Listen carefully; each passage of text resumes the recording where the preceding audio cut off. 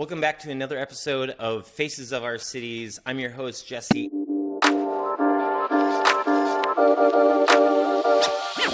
And today, I am really excited for this conversation with Mike Haas. Mike was a part of my life almost 10 years ago now. He came into my life in a weird place, where I was at a weird place.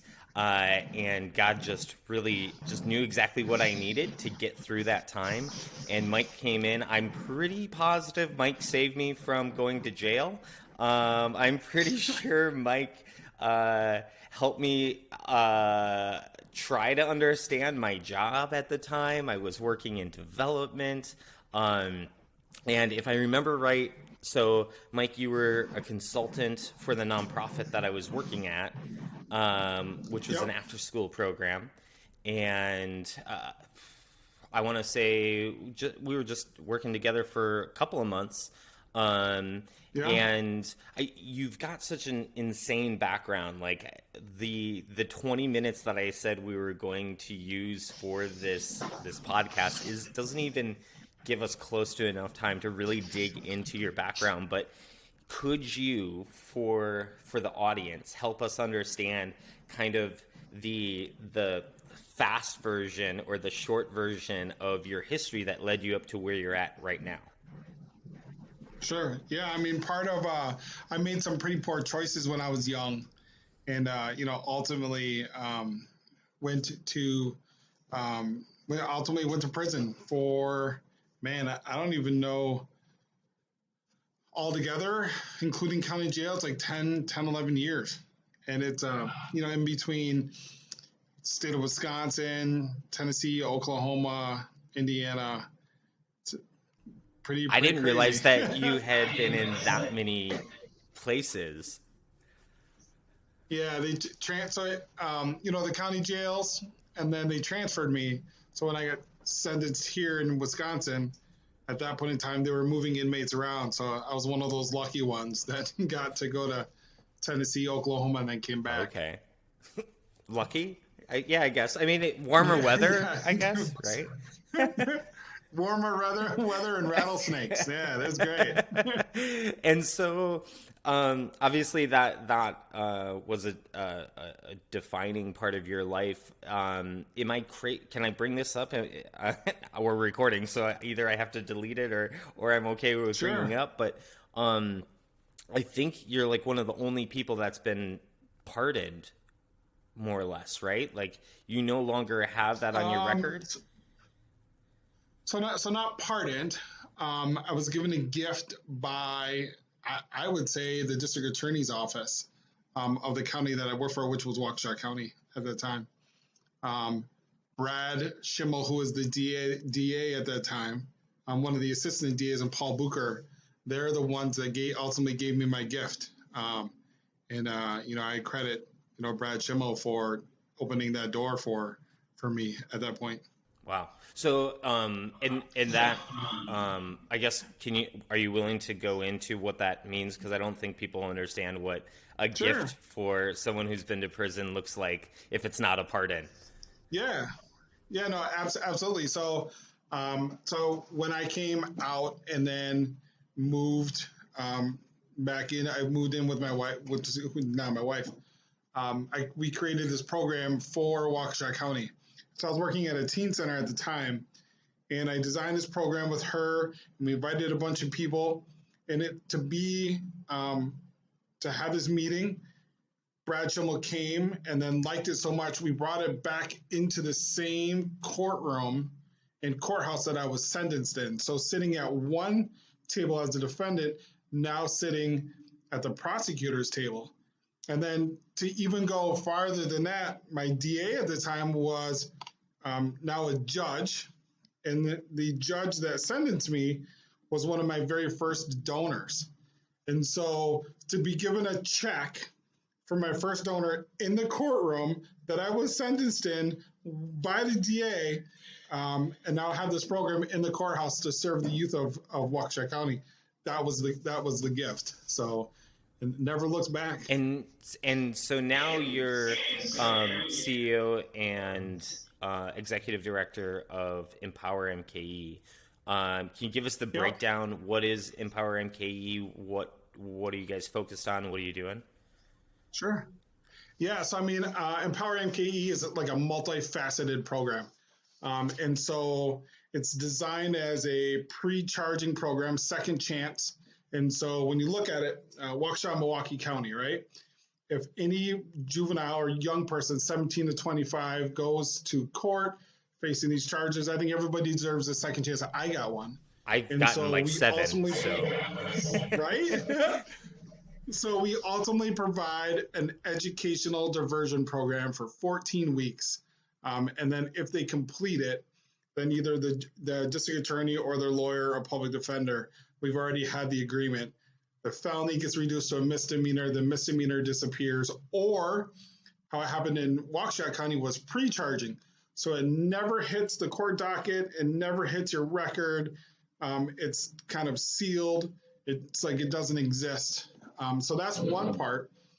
Then Empower kind of drifted off into these things called barbershop talks. And one of the things that we noticed was here in Milwaukee, it was kind of during the whole racial turmoil in between officers, MPD, the neighborhoods, things are crazy. And so myself and an officer sat down and designed what's called a barbershop talk. That's where you're comfortable, you get your hair cut, you have these awesome conversations. And so I partnered with the Milwaukee Police Department, and we reached out to local barbershops. Now, these are all for youth. We'd bring these youth in, male and female. So we had a beauty shop and a barbershop. And we talked about all sorts of issues. We talked about domestics, batteries, high-speed chases, shootings. The officers then got to tell their stories. And then I told mine. And then what you had was this constructive conversation about things that are happening in their neighborhood. And what resonated out of it was positivity and not being scared of or intimidated by the police department, and understanding that the police department is humans. And so that that carried on. It still carries on now. We're actually in St. Charles Youth Facility, which is amazing. And then we also traveled into high schools and middle schools. And so we have an opportunity to go into and talk to 6th, 7th, and 8th graders about choices, consequences, long-term goals, some short-term, batteries, bullying, all those kind of things. And, Empower has really progressed into this huge, I don't even know how to explain it. Besides, God has blessed us tremendously with Empower MKE. When you started doing those talks with the barbershop talks, that was a while ago, right? I mean, like most people think like the conflict with officers, like, oh, you mean like in the last year and a half? But no, you're talking about like you started this work like a decade plus ago, right? Like before even we were working together. Yeah, it's like I think the concept of it started almost 20 years ago, I think. The barbershop talk started a couple of years ago, and that just kind of stemmed off of there was an incident at Sherman Park, and then there was the stuff downtown that happened, and it's just a huge, tremendous need, I think, for youth to understand that officers aren't bad. And then coming from a person that shouldn't really like officers, but I do because now we partner with them, seeing both sides that, a person that's been in the system can work very well together with officers, and officers can work very well with people from the system, and it creates that bond. Not saying that every officer is good, but there are some really solid, amazing officers, especially the chief of police now. He's him and his whole command staff are awesome. Who's that? That's in Milwaukee. Yeah, that's Chief Norman. Okay. I leave Milwaukee for 6 months, and I don't even know who's in charge anymore. Yeah, his district, actually, between District 2 and District 3, he's the one that really spearheaded the barbershop talks, as well as another captain that's really, really close to us. Okay. So the barbershop talks, that's really one of the... How often do you do those? So we used to do them I used to do one with every police district. So we used to do like 3 or 4 a month. It was Okay. crazy. And so that was during the summer so that kids could get their haircuts for free, have these conversations. Auto theft was really high, chasing was really high, gunshots were really high. So we tried as much as we possibly could to talk about those. And now that school's in session, we've kind of slowed down a little bit. We still have them, but we have them in like different scenarios. So no barber, but same conversations, kids asking questions, officers coming in. It was really cool to do St. Charles because St. Charles is a youth facility, and so those kids are locked up. And then just to see 4 officers come in and then myself, man, that was like 2 hours of heaven right there. Wow. It was cool. Wow, that's awesome. Yeah, Are yeah. you seeing a pretty good response from the youth? Have you had a chance to have follow-up conversations with them since those? Yeah. Yeah. So, I also do a lot of stuff at a local high school too. We do empowers in this high school doing a mental health day. And those kids, man, they'll all hours of the night will call or send a text message. They really, really, they like the interaction. Trust is a huge thing. And so establishing that trust and that relationship, they'll reach out to you afterwards. And so, they'll send me text messages, or the mom or the dads will. Some of them have questions about the law, and that's exactly what this is designed for, is that education, understanding. If you don't get it, reach out to somebody so you don't make that poor choice. And so I think it's very successful. Cool. That's awesome. How are you Yeah. funding Empower MKE? Is that grants? Is it donors? What? All of the above, wherever So money we, comes from? yeah, so we hooked up with an organization called Link Milwaukee, Okay. which actually is in Texas. It started in Texas. Interesting. Okay. Um, and so they help with the whole non-for-profit business plan, and then some of the funds are derived from the clients themselves. And so, it's not getting out of a court date because, as the court says, there's fines and all these things that are happening. And so the district attorney's office wants people, if they're charged, to pay. And so they put a figure on top of that. And so, even if you come through, I'll give you an example. If you come through on a felony, it's maybe 1,000, maybe 2,000. If it's a misdemeanor, it's $500. That is a huge wash from what you're going to pay if you go to court, retain an attorney, or if you don't, public defender fees. And then what's the guarantee afterwards? And so everything's laid out in front. Here's the agreement. Here's what you do. And then that also shows the court that you are real about your freedom. Now, I've paid my fine. I've done my classes. I've earned this. And so usually it happens. Wow. And I would guess, Yeah. going through that program versus, like, say you end up going to prison and then trying to rehabilitate, say this with quotations, Yeah. just, I would guess it's so much more difficult after having been in prison than doing it before getting there, I would think. Right? Yeah. It's going to prison is a completely different world. And I don't wish that upon anybody. And this whole program is designed off of my life and what I thought I would need to not go to prison. And so, I'll tell them, one of the courses is gang education. And I will tell them the scenarios that I went through on the rec field and the rubber bullets and the tear gas and the 2 years in solitary, or the year and a half to 2 years and either in solitary or by myself and the Ku Klux Klan. All that's there. The gang activity, how it works inside there, all that is inside of the penitentiary, completely different. And the mental anguish, and then honestly the trauma, because when I'm 47 now and I still relive moments, and I still have, thoughts of oh, there's the gray brick, because the gray brick, that's what the penitentiaries are painted on. And so I try to defer these young people not going there. Don't do this, because it never leaves Right. you ever. Right. I can imagine it's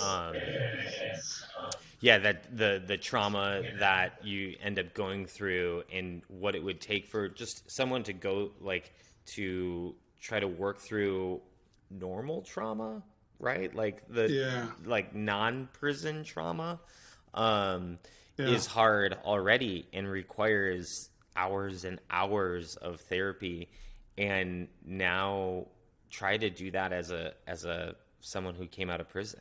Not only is it going to be Or your families. right. Yeah, yeah. Your families go through tons. I have three sisters. I had my mom, my dad. I had Amanda at the time, and I didn't even understand what they were going through, and they didn't understand what I was going through. Even now, when I come home, um, but just the stress that it put on obviously my wife now, or my mom or my dad. My dad said to me before he passed away, he said, Mike, he's like, we never thought you would get out. Like your father tells you that on a walk in Portland, Oregon. And so that's a lot of weight on your shoulders as well. And so, you try to shrug it off and do the best that you Yeah. can. And so this is my outlet. This is what God has told me to do, is help others. So that's what I'm doing. That's awesome. Have you seen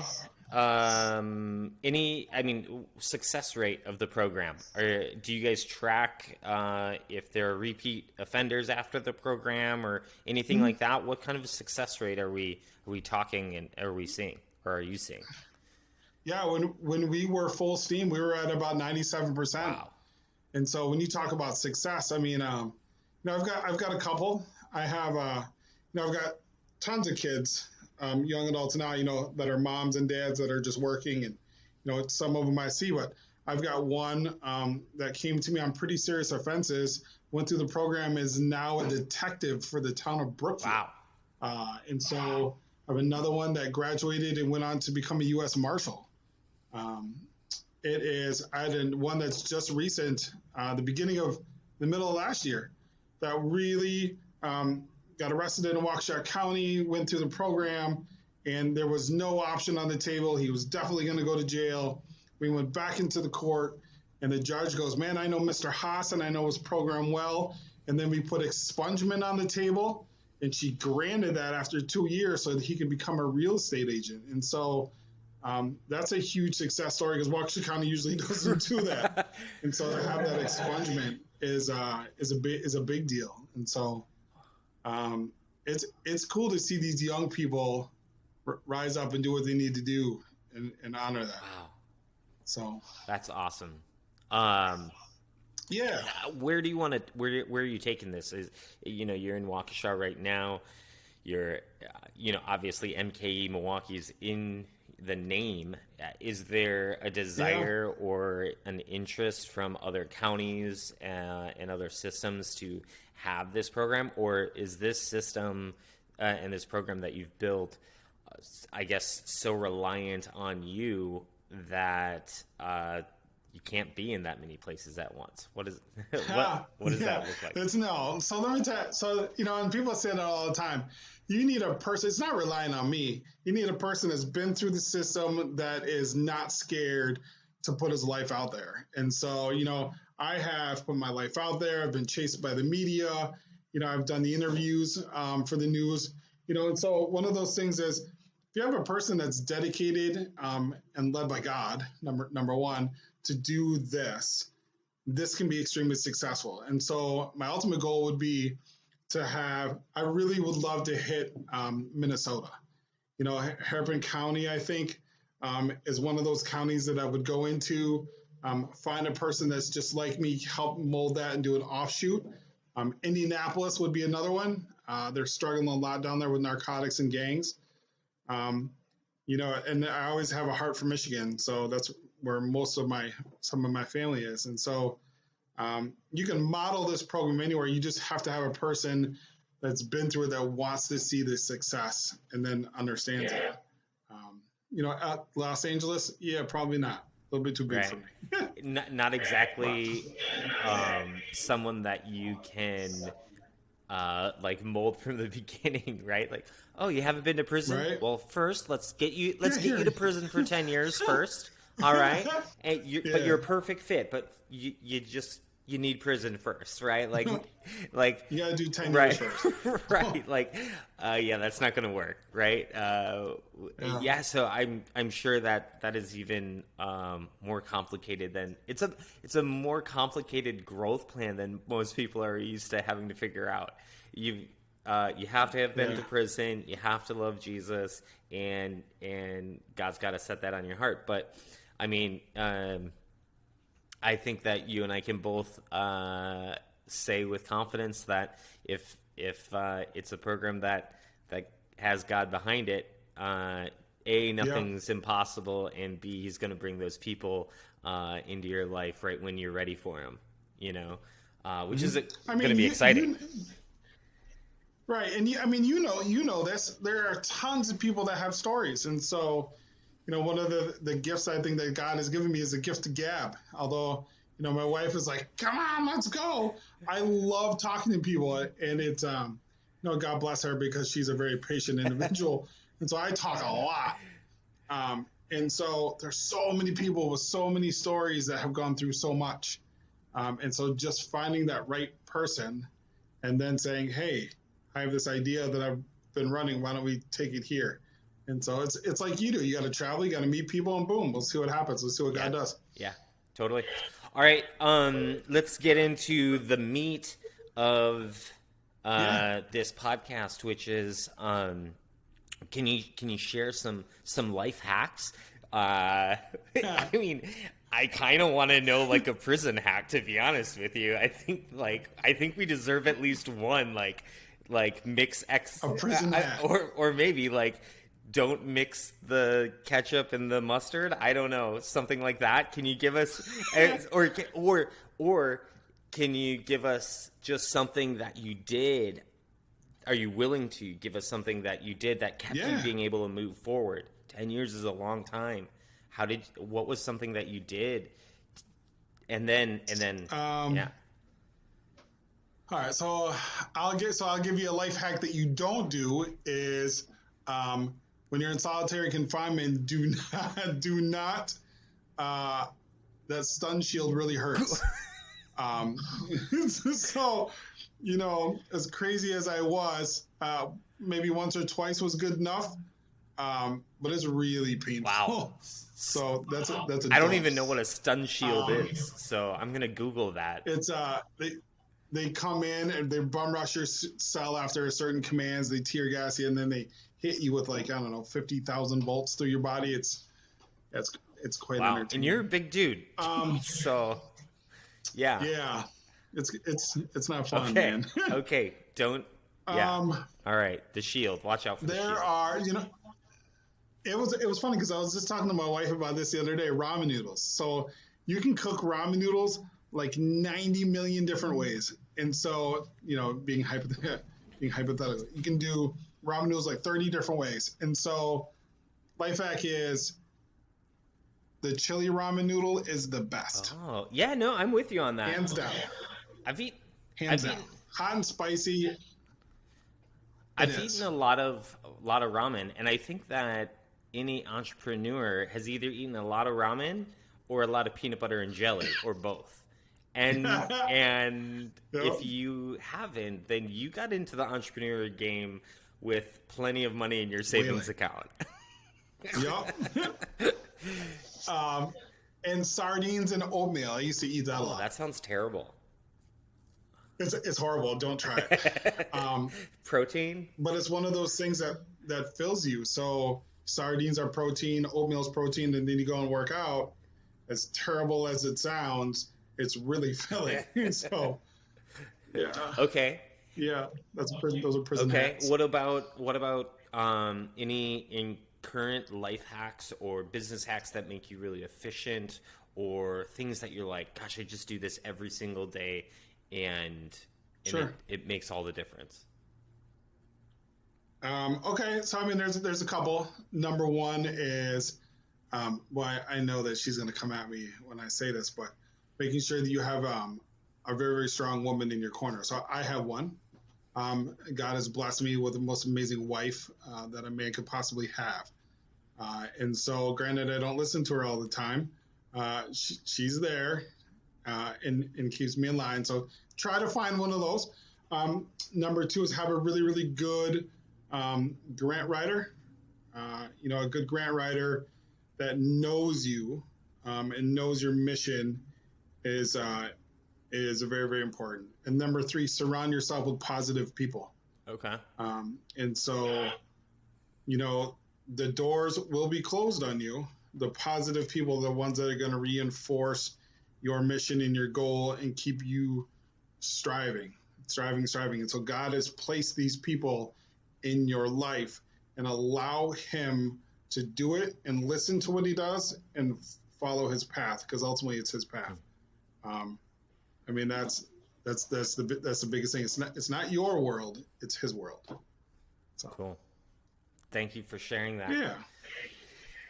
Anytime. Thank you for your time, Mike. I appreciate it. I'm sure our audience will really enjoy this. And if they want to learn more about your program or just reach out and have one of these chats with you to learn more about your story, is LinkedIn the best way for them to connect with you?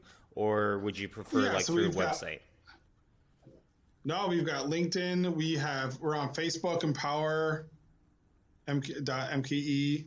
Or Empower MKE, that's on Facebook there. And then we'll respond, either myself or my wife will respond, or they can just simply call me. My phone number is on LinkedIn and Facebook, and I'll be more than happy to chat. Awesome. Thank you so much. I hope that happens. Thank you. And just exciting things. I'm really glad that we reconnected. It's been 10 years at least. Absolutely. I think, since we've actually done this. Thank you. Yeah, definitely grew into my face a little bit. I appreciate your time. So thank you so much. Anytime, brother. And have a great day, I guess. Thanks, you too.